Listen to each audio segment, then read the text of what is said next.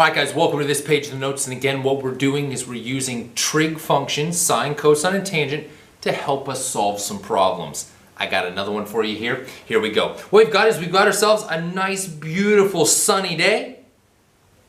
There's my sun. That sun is giving off some gorgeous rays, beautiful sun rays. One of those rays is casting the shadow of a building. Here's my building. That building is casting a shadow that's 33 meters long, right? I ask you to find a couple of things. I ask you to find the height of the building. What is the height of the building? I ask you to find the length of the ray of sun that's coming past the building to the tip of the shadow. Since that would be my hypotenuse, I'll call that C.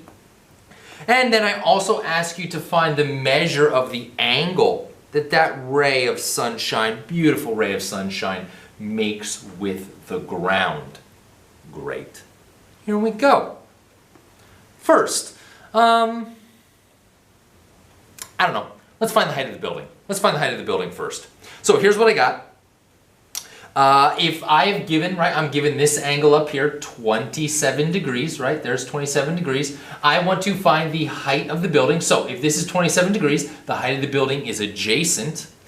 27 degrees, that means 33 is the opposite. So if this is the opposite side and this is the adjacent side, right, to angle 27, what trig function is going to help me out? I need a trig function that uses the opposite and the adjacent side. You only have one choice. That's going to be the tangent of the angle theta is equal to the opposite over the adjacent. Now we plug and chug. What is the measure of the angle? Well, it's 27 degrees. So we'll do tangent of 27 degrees is equal to opposite. Well, my opposite is 33 meters.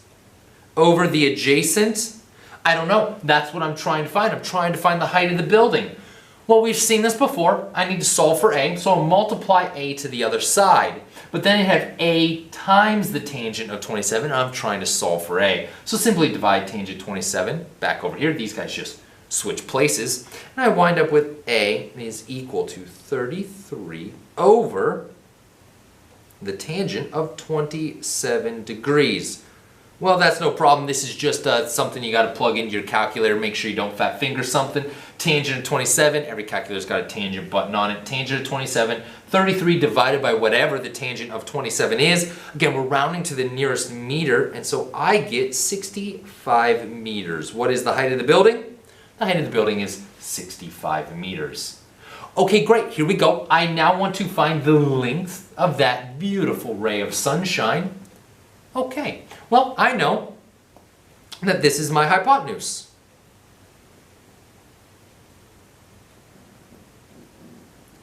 All right, so that's going to be my hypotenuse. Again, I'm going to try to avoid using numbers I calculate just in case I made a mistake, right? I don't want to propagate that mistake through the rest of the problem. So with that in mind then, since this is the angle I know, 27, I want to use the opposite side because that's what was given to me, right? There's no way I screwed that up. It's given to me in the problem. So 27, I have the opposite and the hypotenuse. Do I have a trig function that would allow me to opposite?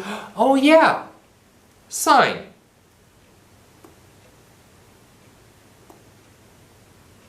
Since the sine of theta is equal to the opposite over the hypotenuse, plug and chug, sine of 27 degrees is equal to the opposite is 33 meters. The hypotenuse, I don't know. That's what I'm trying to solve for. I'm trying to find the length of that beautiful ray of sunshine. Here we go. Once again, just like we saw over here, the a and the tangent 27, they switch places. Same thing will happen here. That c and sine of 27 switch places, and I wind up with c is equal to 33 meters divided by the sine of 27 degrees. Again, that is a calculator problem. Don't fat finger something on your calculator and cuckoo, ka-choo. The length of that beautiful ray of sunshine from the tip of the building all the way to the end of the shadow is going to be 73 meters. All right, there's one last thing I asked you to do. I asked you to please go ahead and find the measure of this angle right here for me. That is the measure of angle D. So I want to find the measure of angle D. Okay, well, here we go. In order to find the measure of angle D, no, easy, piece of cake. Look at this. The triangle sum theorem, I know two of the angles. This one's 90, this one's 27. How do I find the measure of that one? Well, that's easy. I'm going to do 90 plus 27 plus D.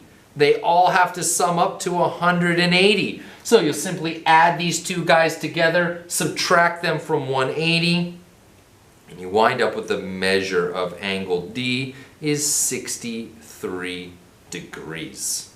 Piece of cake. Alright guys, that's it. That's the way these problems are going to go. You're going to use the trig functions sine, cosine, and tangent to help you solve for unknown values. Please don't forget the Pythagorean theorem will still apply. These are right triangles.